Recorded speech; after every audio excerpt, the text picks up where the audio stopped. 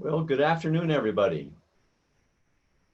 We're going to do a little poll here. We'd like you to kind of tell us who you are and where you're working or what you're doing, and maybe help us a little bit to understand our audience today.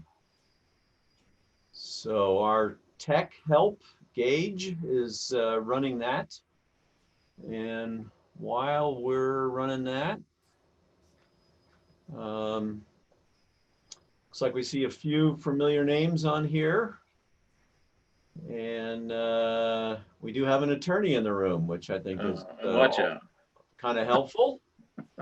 And appreciate you all being here. My name's John Jansen. I do consulting work. Used to be in West Valley City for 30 years. I'm here with Michael Hansen, Rural Community Consultants, who's also with the state, in the state cabinet, governor's cabinet for quite a while. He's done work all over the state, and Michael Hansen's name on Ryan Robinson. That's how you know I work with one. Sort of promised we'd have some technical difficulties while doing this. But Ryan Robinson works with Mike, and he grew up in Parowan, done some planning work down south in the state, and has been working with rural community consultants for a while. So a round table with live people usually is pretty easy to handle. A round table with a lot of people that want to speak all at once may be an issue with a video conference like this. So you see that your microphones are muted. We will ask you to try the chat. So we have about 32 people. Wow. Okay. We'll ask you to try to chat with questions. We have a really short presentation to get things going. This really is meant to be a conversation with everybody. But I think you all have been to some of these meetings by now, and if you all talk over each other, it doesn't really work, right? So, Michael, I'd like to turn it over to you, and we'll run through a few thoughts, and then we're going to open it up for what you'd like to talk about. Sounds good. Hopefully you're able to see our really cool sign. It's a very welcoming thing about small town codes. Also, as John mentioned, I think that poll will stay up for a little bit more. We'd love to see who you are or what you're doing with cities. As John mentioned, he's the good-looking one, and I don't know how he got to get that talking point, but this is us. We want to make this, though, a discussion as much as we can. We know that there are experts in the room, and every town I know, they're good at something, you know, and they're really not as good as they think they are at another thing. So if we could make this interactive as possible without, John, you know, like John mentioned, without talking over each other, that'd be the best. But we just wanted to start off and just give you just some stuff we noticed as consultants that for some reason choose to write code for a living. Just sometimes, and I just want you to reflect on these as we go through, and there's 5 or 6 of these. Just see if this resonates with your situation. Sometimes, not your town, of course, codes are outdated and they contradict themselves, just sometimes. And then sometimes codes don't follow the requirements that are in state code. Not trying to point fingers at anybody, but sometimes that actually happens. And then sometimes when changes need to be made, the sections are just copied from the neighboring community or the closest and largest city. And maybe that might reflect, might or might not represent you. Sometimes tradition trumps what's actually written. I don't know if that resonates with you. Sometimes elected and appointed officials believe they have more authority than they actually do, to the point where the written stuff gets ignored and then you get more written stuff served to you. I hope that doesn't apply to a whole lot of folks on the conference today. Sometimes the code is not compatible with the general plan. So your ordinances are saying one thing, but your plan says another. And sometimes they do align really well, but the plan's so bad that you wish they didn't. So sometimes when staff tries to follow the code, they actually create themselves problems with elected officials. So we don't want anybody to incriminate themselves in this this session, especially since it's being recorded, but we wanted to openly ask. That's kind of the stuff we wanted to discuss, that we think, you know, we should discuss with a session like this. Open question: what issues are you having with your code? See if there's sometimes that you're experiencing that maybe somebody else is. Yeah. So, Mike, just for a minute, maybe it'd be a good idea to see if Gage could give us those poll results he has so far. Ah, good. So everybody will know the audience that we have. We have a mayor or two, council members, city staff, one attorney, and we know who you are. State or county government, planning commissioners, a few, and somebody just wants to be here. Thank you for being here. Okay, that's good. So we have elected and appointed and staff. So I'm hoping to get some chat questions from you. And so far, here we go. Code isn't as thorough or as clear as we need it to be when new issues arise. Okay. So seems like that's a pretty common issue, I think. There's been a few things in state code that really are important to maybe emphasize here. The plain language. We have so many things in our codes that are really vague, and we have these statements about we'd like to encourage this or maybe do that. Really, they ought to say what we expect from our development community and say that very clearly. For me, that question begs the question of when was the last time you looked at your code and updated it? I know so many communities just can't seem to get through the updating process, but little changes can be done all the time to improve your code. Thoughts, Michael and Ryan? Mm-hmm. That's our experience. When we want to hear from this group, what do we got, 30, 40 people here? I'd love to know how you're updating it. Do you feel as a community, is it easier for you to say, we're going to just hire somebody and we're going to do everything top to bottom? Or do you want to say, let's take this one step at a time and just work incrementally? Super curious. I think there's pros and cons of doing both. I can tell you, Ryan and I have done work for communities, and one of the most difficult things is, you know, we sweat and toil over all this work, you know, for months and months, and when we hand off that 3-ring binder, we do it with shaky hands. I call it the 3-ring binder, sorry, but you know, the deliverable. Here's your draft code. Try to remember everything we talked about over 9 months. There's a hearing in a couple of weeks. When you do that with every issue that's potentially been touched, sometimes it's not received quite in the way that we want it to be. We want them to be excited. Sometimes they get pale and they say, wait, we were talking about what? That can be very hard.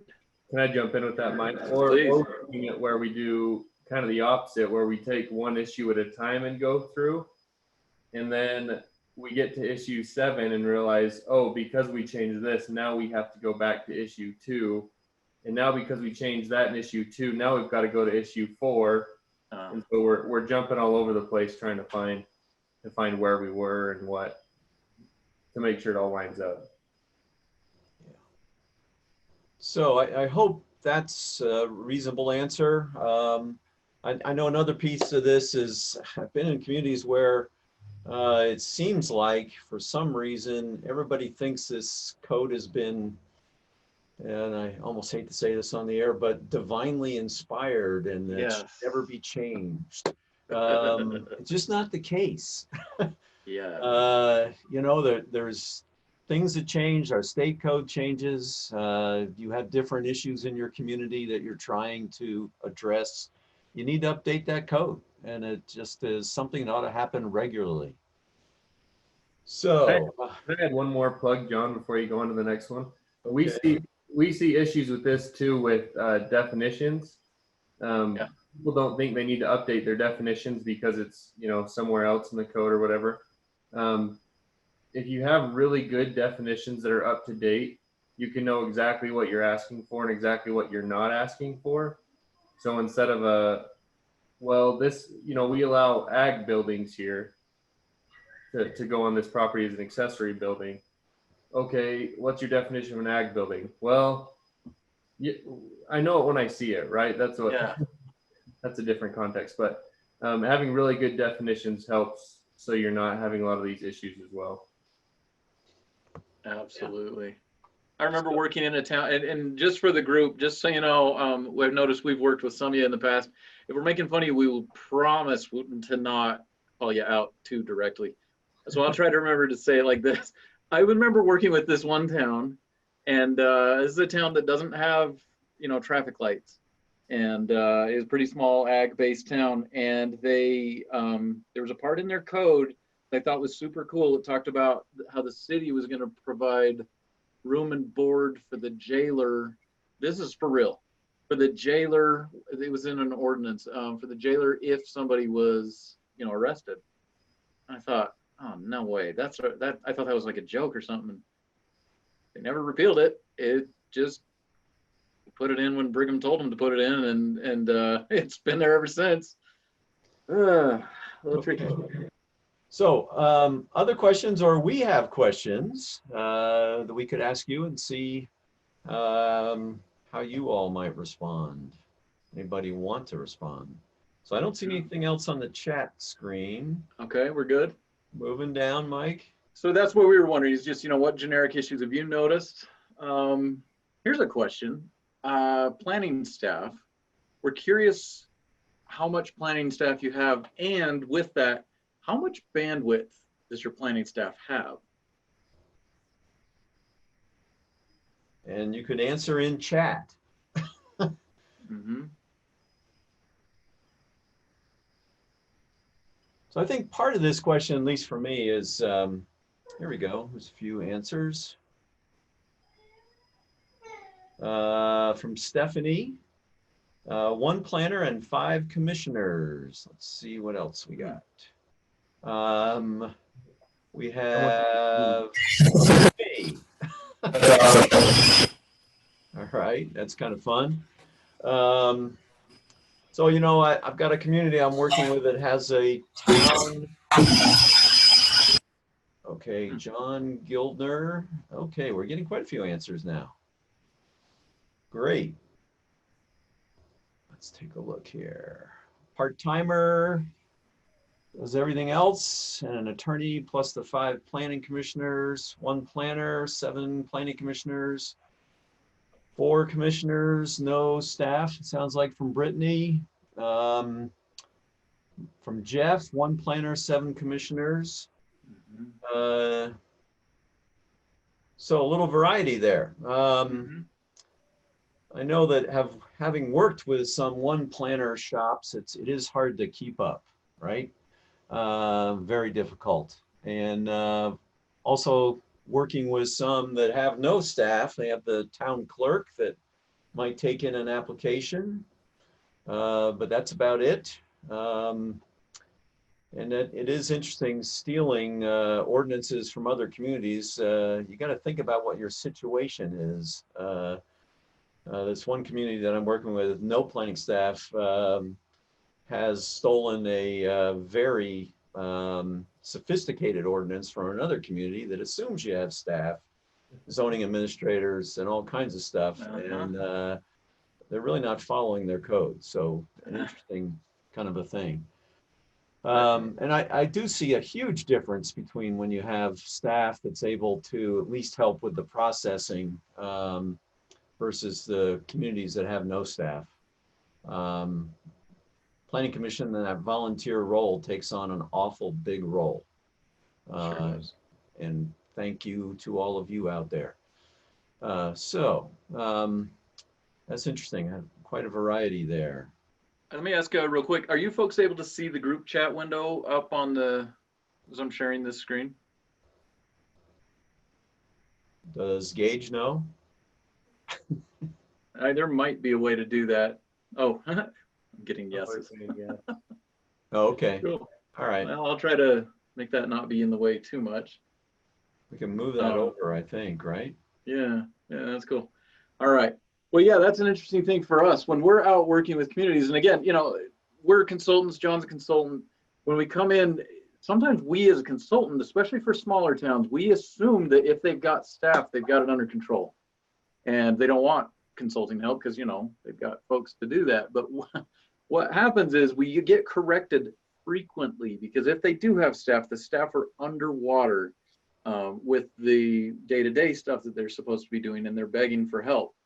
And there's other reasons that they hire consultants, as they say, yes, we have staff, but we kind of need somebody from the outside to give a different perspective because, they think staff's biased or something like that. So it's an interesting thing. So if you're a town that has staff envy or something, maybe don't have so much. Just maybe, I don't know, maybe just consider that maybe you can still move forward without it. Okay. What's our next question there? Next question. Who takes in your applications? Yeah. We're curious. I mean, it's tied to the last one, of course, but.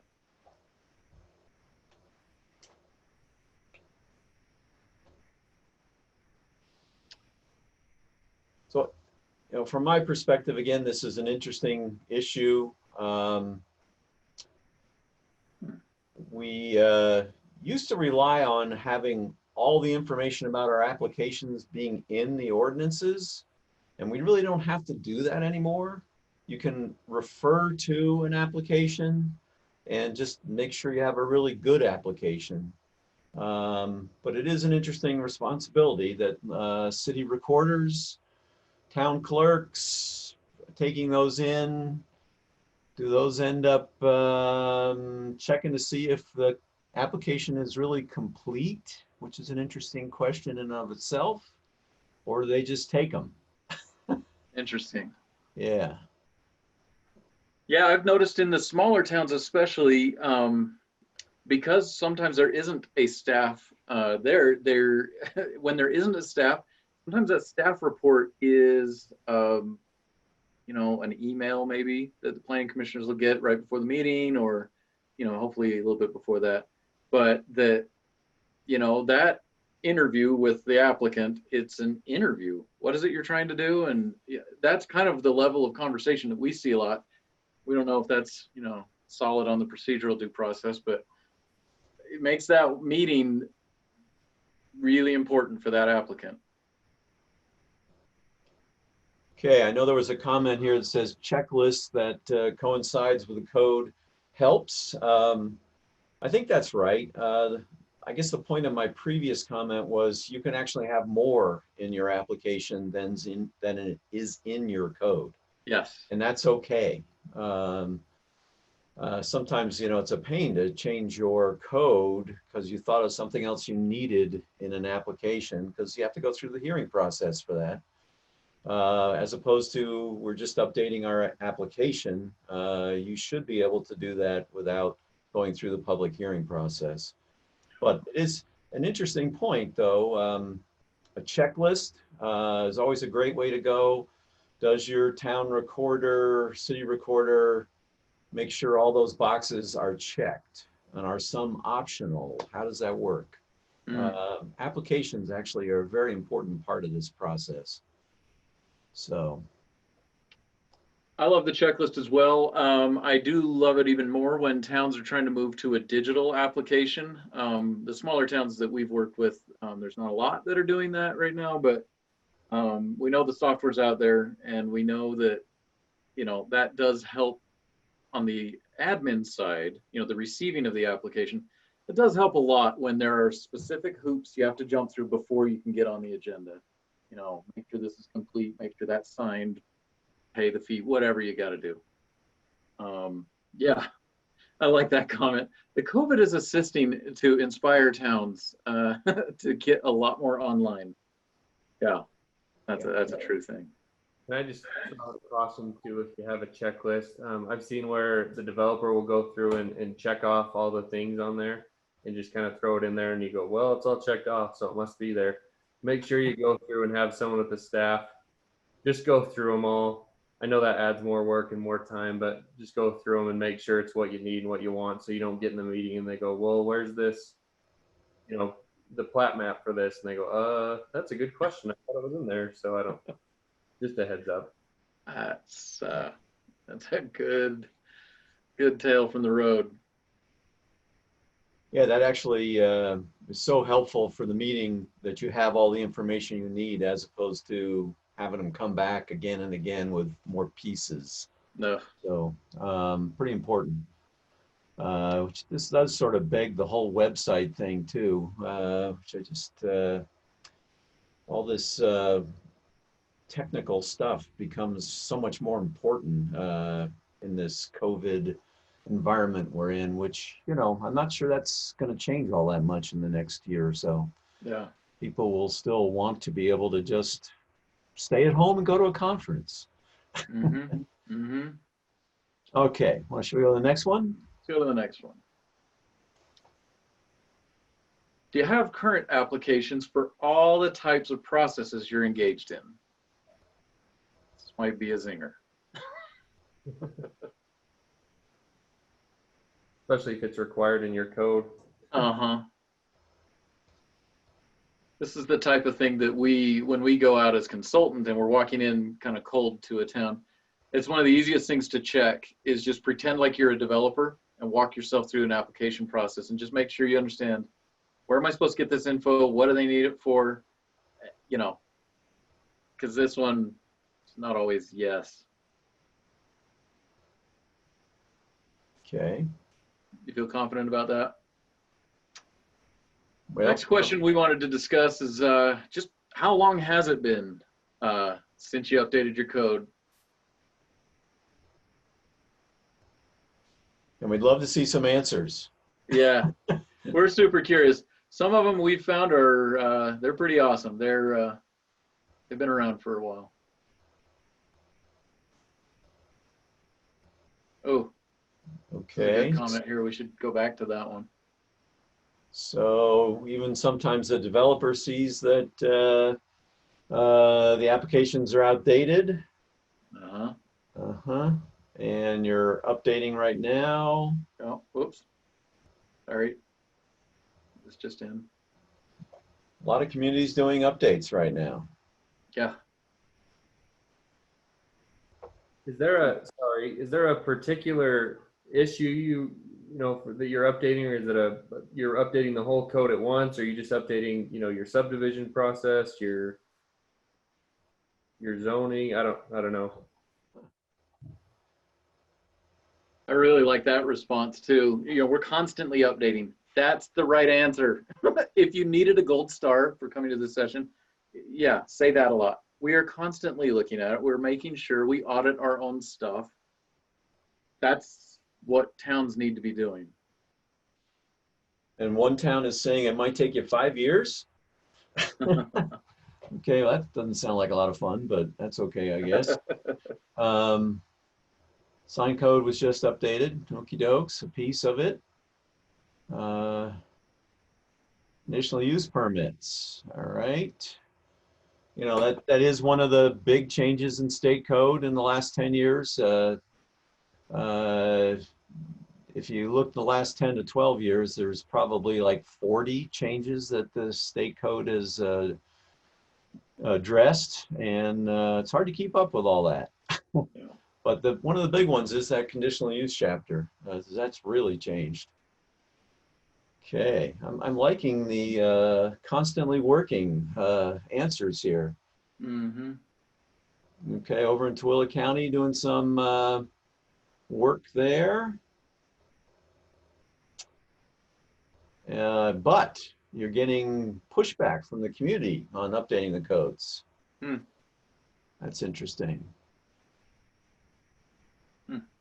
Nightly rentals, master plan developments. So it does sound like the group in general is working on quite a bit all at once. What about the pushback question? Because I think that's an interesting one. We update the codes because we see issues and problems. We have the hearings that are required, and some folks come out against making any changes. You know, of course, you get to listen to all that, and you have to listen to all that, but I guess you still get to make that community-wide decision there, which is a tough one if people are showing up against it. I'm going to guess those are substantial changes. Yeah, I'd love to get into that one too. I mean, is it, you know, you're beginning to change the general plan. But then, if I understand it correctly, code updates are promised, you know, in the future. But the ones you've done in the past didn't go well. Is it because there's a misalignment between plan and, I mean, not that normal people actually understand what their community plan is, but, you know, are you feeling like there's not enough backing maybe to proceed with a code change? That's an interesting, that's rhetorical, but that's a curious thing. Interesting. So maybe that's a general question we could get some answers to. You know, as you've been updating, you're getting significant pushback from the community on some of the changes you want to make. And how are you dealing with that? Anybody have any suggestions? Sounds like Rachel and Tuella, you're just having issues. Not sure how to handle that, but anybody else run into that? Let's say Stephanie with nightly rentals. You know, those have become pretty controversial. Okay, no trust of the government. Never heard that before. I thought our phrase was, "We're from the government. We're here to help you," right? Yeah. Okay. Interesting. Yep. Trust issue. Okay. And we have the politics. Yeah. You know, and that's so true. I appreciate Rob's comment there. I mean, in a perfect world, which was our other presentation, by the way, you missed out. In a perfect world, you start from scratch with a general plan, and that general plan starts with this vision, and you get the whole community feels heard, right? They feel like, oh, I get it. My future is going to look like this. So theoretically, you put that into a plan, and then when it's time to put it into ordinances, yeah, fine. You just say, oh, you remember the vision? This is clearly part of it, you know. Really wide sidewalks because we all walk and bike now, whatever. We know that's not how the perfect world isn't what we all get to live in, right? There's the timing issue of the state law just changed and now we've got to catch up to it, or the market's changing and we better catch up to it or get in front of it. Yeah, what do? You open your general plan up every so often? Which is a good idea. Yeah, that's not a bad thing. Yeah, and you know, codes following the general plan, that makes a lot of sense, right? But this is interesting too, from Brittany, having code enforcement problems. You know, code enforcement is a tough issue because we often have a lot of stuff in our codes that we're not really doing much about. It's maybe responding on a complaint basis occasionally. If we get proactive and start going after folks, we seem to run into a lot of trouble that way. I kind of feel like if you don't want to enforce something that's in your code, you ought to be talking about pulling that out of there somehow, or going about that a different way. That's an interesting part of a review process, of an update process, of just saying, is that something we're really going to get into if somebody doesn't do that right? And if the answer is no, I don't think you should have it in there. That's just my opinion, though.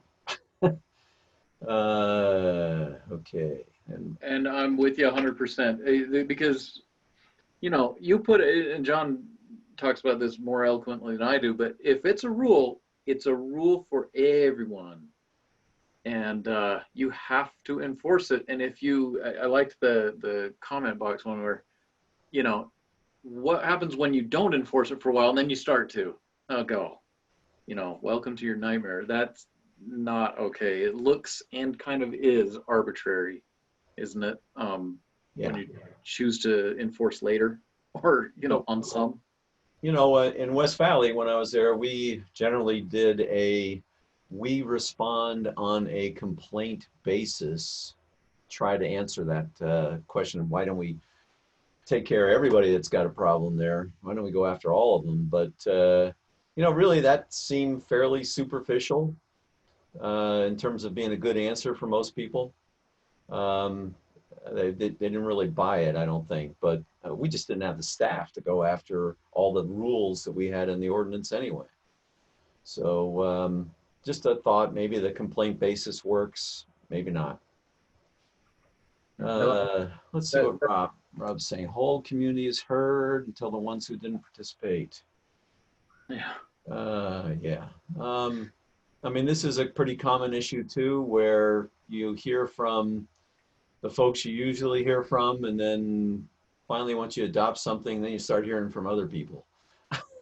Mm-hmm. It's a problem, but you know, you can have additional hearings to make some more incremental changes too. I am finding, and I don't know what people are thinking about this, but with our new social media platforms, we are getting better participation than we usually have. Okay, because squeaky wheel from Brittany, you know, there's the several people or one person that shows up to every single meeting you ever have and has a comment on every single issue that ever shows up. And then there's the people that are, you know, have a little more say in the community that show up occasionally. Sometimes they get things done for them. They are squeaking a lot. There we go. Yep. Okay. Should we try another question? So this is this is don't incriminate yourself. But if you could just give us kind of a number of your impression, that'd be sweet. The question is, how closely does your code actually align with or follow your general plan? So we're saying one, you know, on the lower numbers, it's, yeah, no, you know, we don't even know what our general plan is. I tell you, I don't think I told this group, but one of my favorite planning consultant stories is the time when our team was hired to do their ordinances, just redo them top to bottom. And we said, okay, well, can we get a copy of your general plan as well? And they said, well, we don't have one of those. I said, what? Yeah, they never had one. Smaller town. I said, okay, great. Well, we're going through page by page of the ordinance book, and it's a 3-ring binder. And right in the middle, there's a 1-page document called whatever town general plan. It was awesome. It was from the late 70s. Didn't really say anything understandable. It was like, we want this to be a good place to live or something, you know, it's nothing really helpful. But anyway, they did have a general plan. They just didn't know that they buried it out of context in the middle of a 3-ring binder. Pretty awesome. So if you're that, you're on the one side. 5 and 6 is probably where everybody's going to be tempted to land. Like, yeah, some of it's good and some of it's, you know, our plan is just too bad or our code is too bad. And then 10 is, you know, we're just the best. Yeah. So we're getting a lot in the range of the 5 to 8. So at least some alignment. Oh, 4. Okay. Yeah. I think that's pretty typical. You update one and then you don't, you're so spent after doing the first one that you don't want to tackle the next. Yeah. So, I mean, this really, for me says the standard planning process is you go through and you create your vision for that general plan. You create your plan with your goals and strategies. And then you really do have to follow up with code updates. And I'll just toss in that a lot of our planning processes don't do that. We seem to miss that piece of it every time. And then you've got these ordinances that don't really meet your plan. And so it's still just business as usual. What you've been doing for the last 5 years, 10 years, that's what you keep doing. And you wonder why your plan isn't working. Well, you didn't do anything with your ordinances. You didn't change some programs that you were doing. You weren't changing your budgets to reflect your plan. All those kinds of things just aren't happening if all you do is create the vision and the plan and not follow up. So it's a big problem, a very common problem. How's that? It is very common. Yeah. Sorry, John, go ahead. Yeah, I was just going to say part of that is just budgeting, that you're not budgeting to take care of the next step. And you may not have the budget. Yeah. So. Yeah, that's what our experience has been. The town will get a grant to do one or the other. And, they don't really see it as they go together. So we try to, at least give a report at the end that says, should you adopt this plan, you're going to also want to change A, B, and C in your code. But, there's some limits on what you can do when we're scoped out to build a plan, as a consulting company. And then, to be expected to go through everything in the code is a difficult thing. Yeah. To ask, but we still, there's always a top 10 or a top 20 list. Fix these first. These are your squeakiest problems or whatever. Yeah. Interesting. That's super interesting. And if you think about the changes that should be driven by changes at the state level, for example, it seems like more often than not, they should be code changes. Shouldn't they? I mean, we saw the Senate Bill 34 and we saw the County Resource Management Plan mandates, and those were very general plan focused, but really it's a lot of billboard bill this year and a whatever, those kind of things. Those are code. So it seems to me like, if a town planning commission was really gonna take it by the reins, and I know that's asking a lot because code can be intimidating, but if a code was being constantly polished and refined, then when a general plan came out, it wouldn't be so hard to to bridge that gap and go do some more work there. Yeah. Yeah. Cool. All right. Well, that's interesting. I got to say, just when we put this slide together, I really expected the 3 to 5 would be kind of the response that we got. Yeah, we should maybe ask Stephanie how things are going in your community, because Stephanie, you get the honor of having the lowest score so far. Hopefully you can change that over the next few years. So. We'll send you a trophy, participation. Oh, working on a new general plan. Great. Just keep in mind, save some money for doing something with your ordinances. Yeah. Okay. Sure. Okay. Rob. Whoa, this is a good one. So Rob's asking about, we have an updated general plan. How do you engage the community more in that plan? So I think, these days there are a lot of new ways to get people engaged. We have 54 people involved in this little session right here that probably most of them are at home, and didn't have to travel somewhere, didn't have to do anything other than turn the computer on and hit a button. That kind of participation, which used to be a part of this, is now the central part of this. And I think is a lot easier now than it used to be. How's that? Mm-hmm. We're involved in a plan up in Box Elder County. We have 600 people who responded to our first survey. And I'm going to say that's because Mike, what did you guys do? We actually bought ad space in Facebook. That's the stupidest thing ever, I know. But guess what? It totally works. We can draw traffic. And it's the principle, I think what John's describing is just, if there's one good takeaway, I think we'll hopefully all hold on to this one tight. Local government is not on the forefront unless, of normal people, like not us, but, other people. It's not even in their radar. They don't even think or care about it. Therefore, we cannot expect them to go to government, right? We can't try to pull them into government. Government has to go where they're at. And so when we're doing planning work and even some ordinance work, you know, we'll push surveys that'll catch the mom standing in line at the Costco, or, you know, the dad pretending to watch the soccer game for the kids, or, you know, stuff like that. Church, sorry, but it's totally true. 10 o'clock Sunday morning, look at how many survey hits we get. That's where people are at. So what you do is you want to make sure that when you're trying to engage the public, respect their attention span. Oh my gosh, nobody has one of those anymore. And so surveys have to be brief. They have to have, if you can, pictures or slider bar scale stuff, instead of, you know, write me an essay about what makes your community special to you. Never do that. Those are always good. Yeah, we get a lot of hits on that. No, never do that.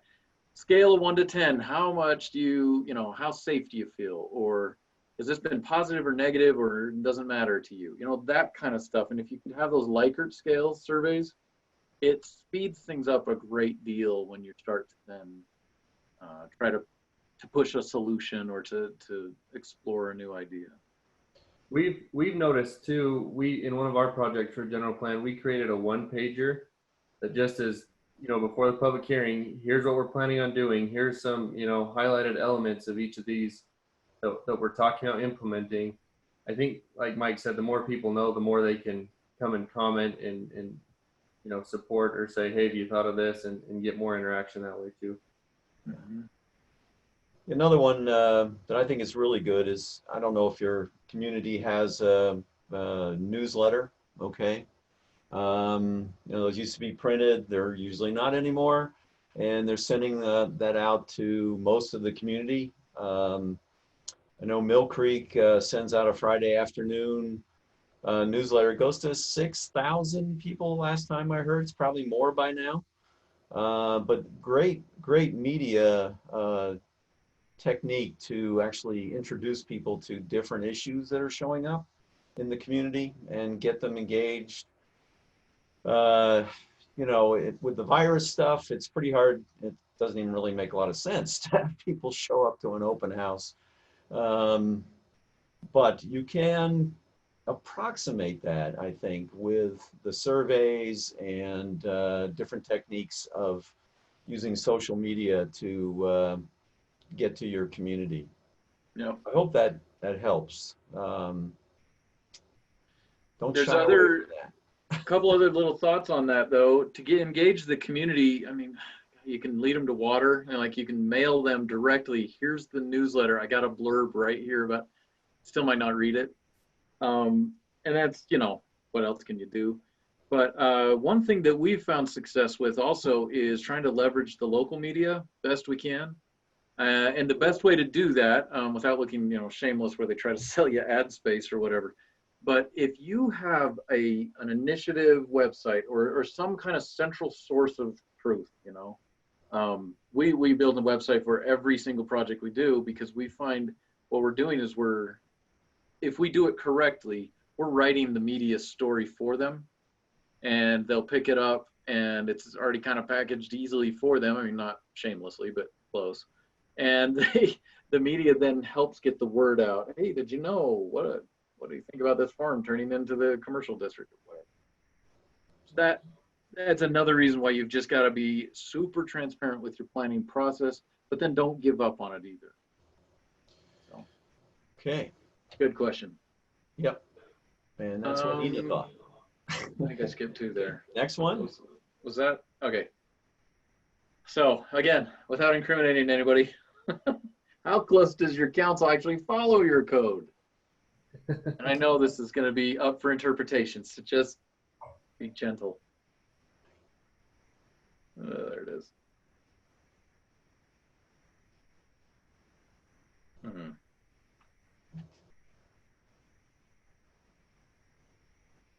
This is great. Really high, yeah.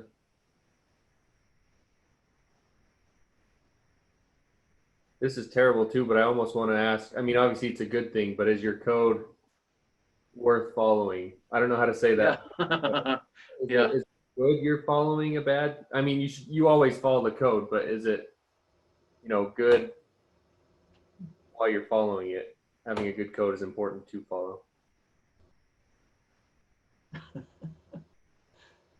Until reminded of it. Awesome. That's pretty good, Brittany. Thank you. Remember, we unresponsive attorney helps. That's true. Hey, but you know what? I feel like a proud papa every time I'm in a small town planning commission meeting, and there's some friction. You can tell some of the planning commission members don't want to approve something or whatever. But then one of the planning commissioners goes, I don't like it either. And they just openly say this in the minutes, which is interesting. But they go, I don't like this either, but we told them it only had to be 35 feet, and they go, okay, I guess we have to since we said it's 35 feet. That's great. So hopefully the next meeting they change the 35 feet rule. Stephanie Woolstenhume, you want to add anything about what you mean by we're following a dead end? I'm just a little curious about that.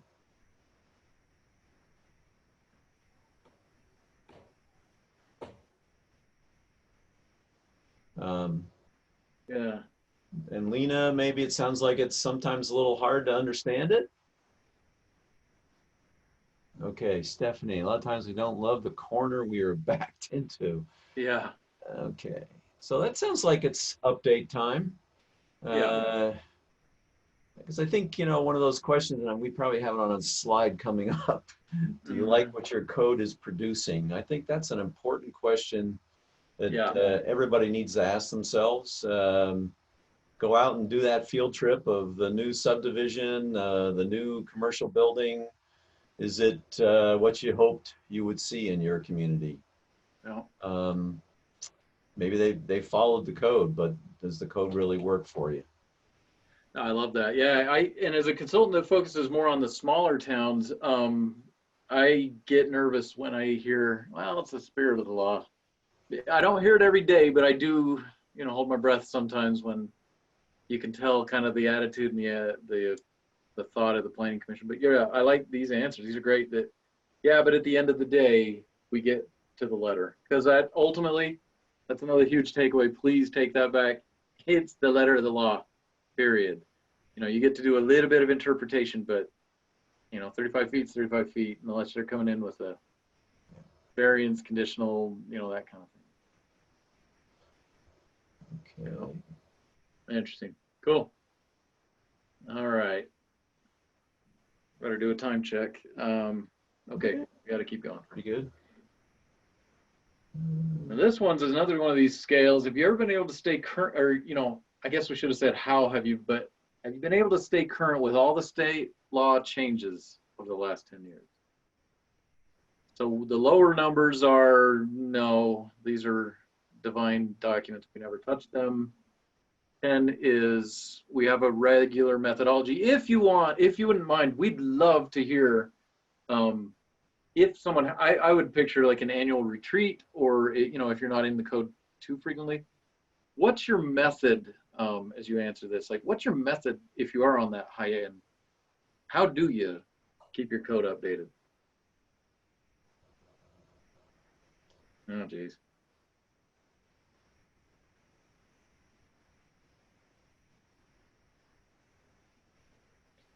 I'm specifically wondering about like a regularly scheduled, process that you go through once a quarter. You pick one issue and you do it.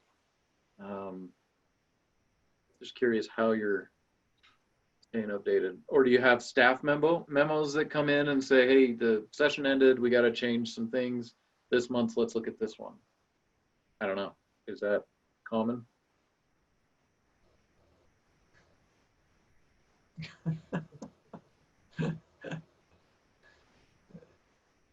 Awesome. I feel like this one should also end with as far as we know. Yeah. As far as we know, because I feel like there's always some. Yeah. That's a good point too. The league provides an update, like a yearly one. I think Will stays pretty on top of that. But I think it's hard to, it's hard to say, does this apply to us? But, do we make these, we keep track as best as we can? That's great. I like Brittany's comment, man, that recorder, you gotta put something in that paycheck because that's a recorder worth keeping right there.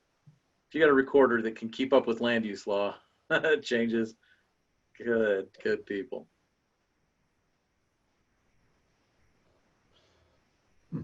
Great. Honestly, I'm somewhat surprised. Yeah. That sounds like, and maybe most of the ones that are answering have some kind of staff. But you know, the stuff that I've been dealing with, new ordinance work, generally seeing most communities are pretty far behind, not really keeping up. But I'm impressed that so many are. But let's see, we got 5, 6, 7 out of 55 participants. How about the rest of you folks? How are you doing? Yeah, that's a thing. So I liked Ryan's comment too, to put it in context, like, wait, what changes? You know, like, oh, I didn't know I had to change anything. I'm curious where you're also getting your guidance from. I know the League of Cities and Towns will put out a kind of a brief or a memo of some kind at the end of the session. Hey, this one passed, this one didn't pass. I don't remember seeing ones that say this passed, therefore, you know, here's a white paper on what we recommend. Yeah, thank you, Stephanie, for a little humor. See, city attorney. Yeah, it's an interesting responsibility, I think, for a city attorney. If they're on staff all the time, that's great. As a consulting city attorney, do we pay them to actually keep us up to date? We probably should, but do we? I think that's an interesting question. But I think that's a role that they should take on, in addition to the planners, as we get through this, because staying up with state code is very important. Okay. I think I might have mentioned it in our last presentation. They're blurring together to me, but I was sitting in on the ombudsman's last meeting, and they talked about how many advisory opinions and, you know, how much work went into each one of those. And I just kind of wonder how many cities are keeping track of those, you know? So, you know, I'll just do the West Valley story again. In that particular situation, our attorneys did try to keep up and try to help us with making changes.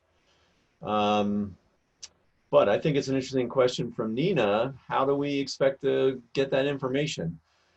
So Mike mentioned at the end of the legislators' meetings in the wintertime, the league does provide an update, but it doesn't make it a complete thing where you can just grab something and go with it. You've got to cater that to your own community, taking a look at what the new state code actually says.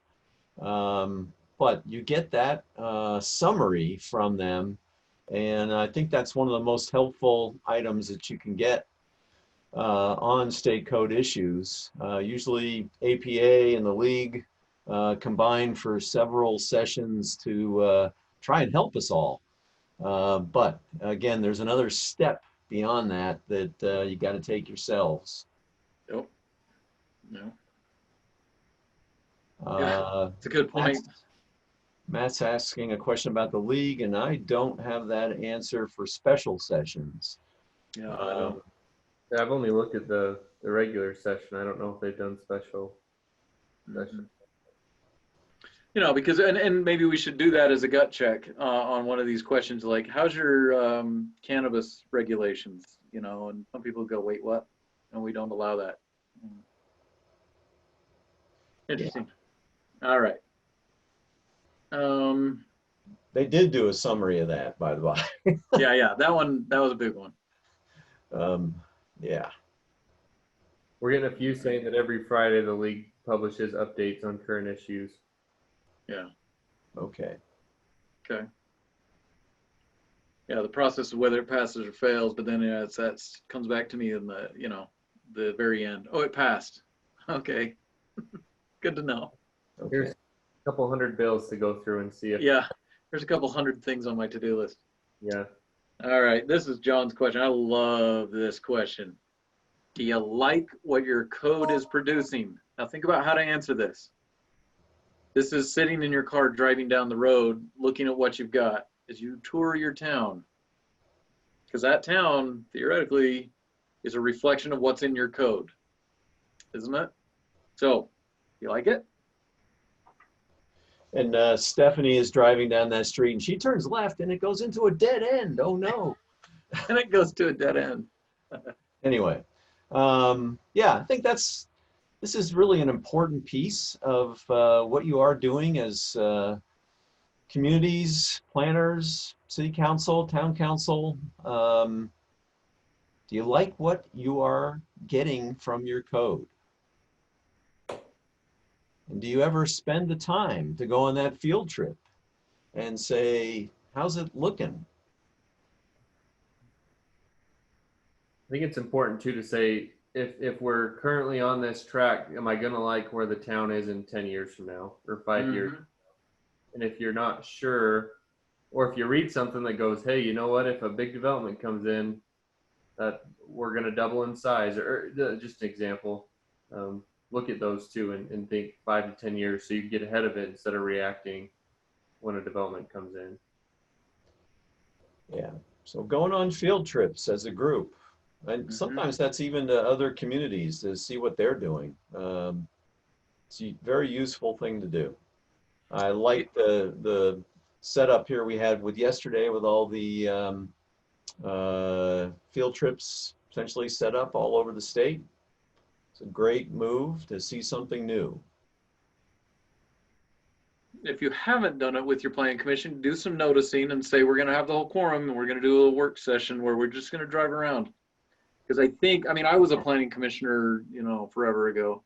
And I remember thinking I understood what the code was talking about. Like I understood what A, B, and C was, But when someone actually drove me out there and I was just overhearing the conversation where they say, no, that's what we mean when they have to do this in the code. That's, it's just having the actual real understanding, I think is critical.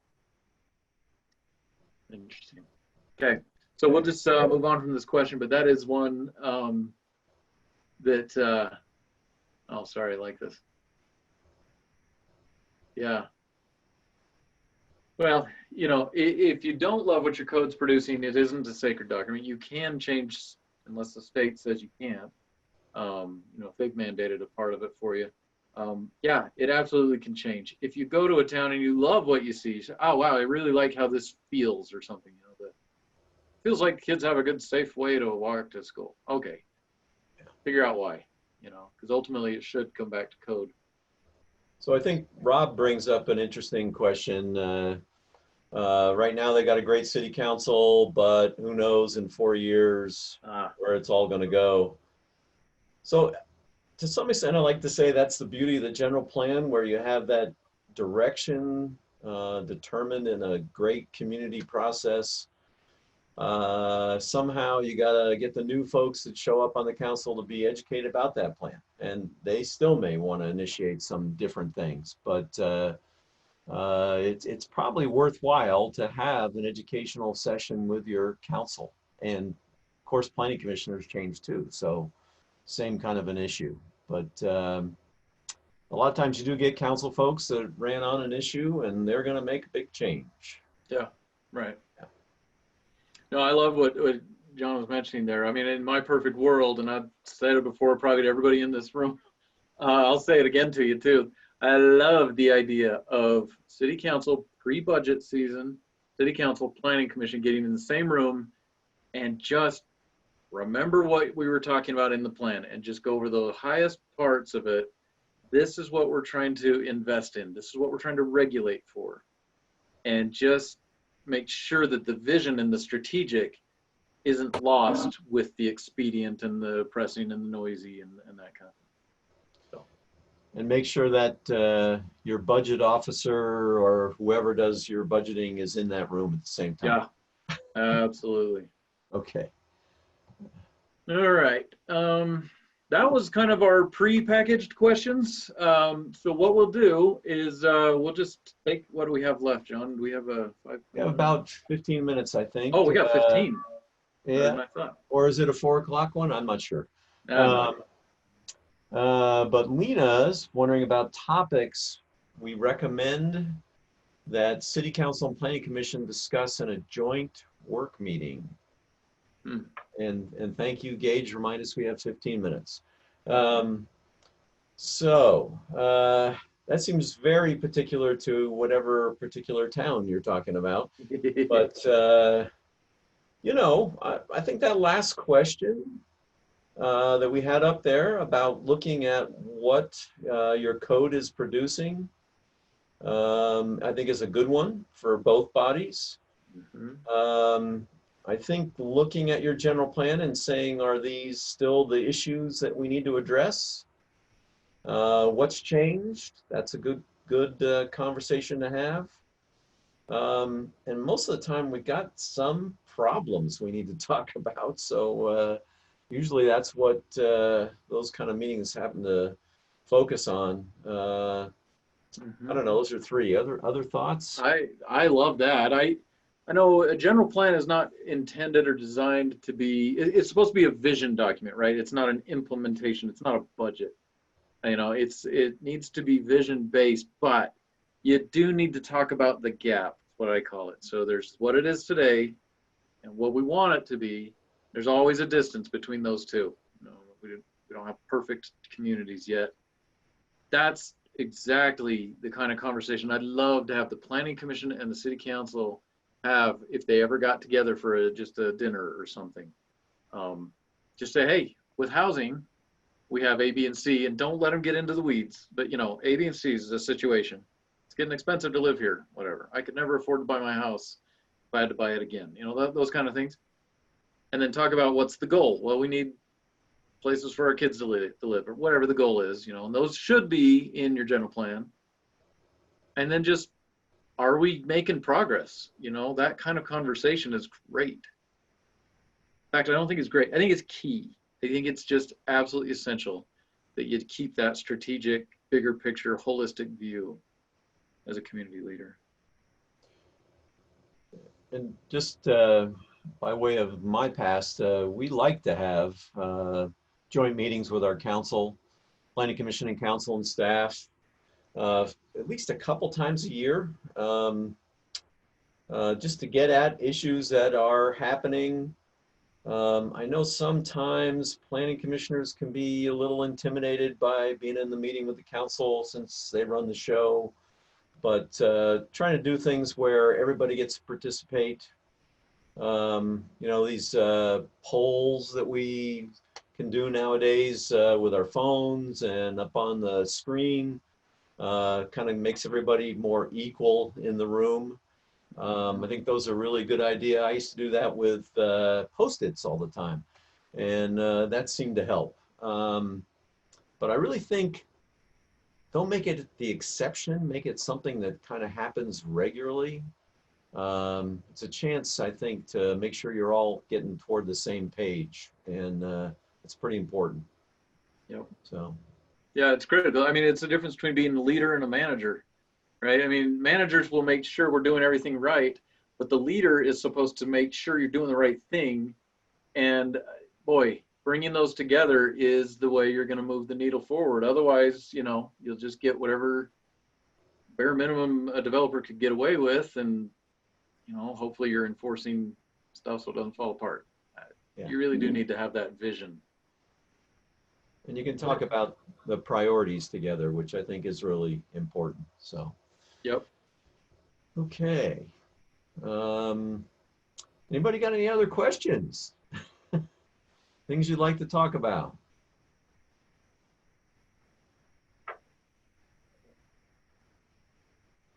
Not at the moment. All right. Well, was that helpful to, let me see, do we still have 52? We have 50 that are listening.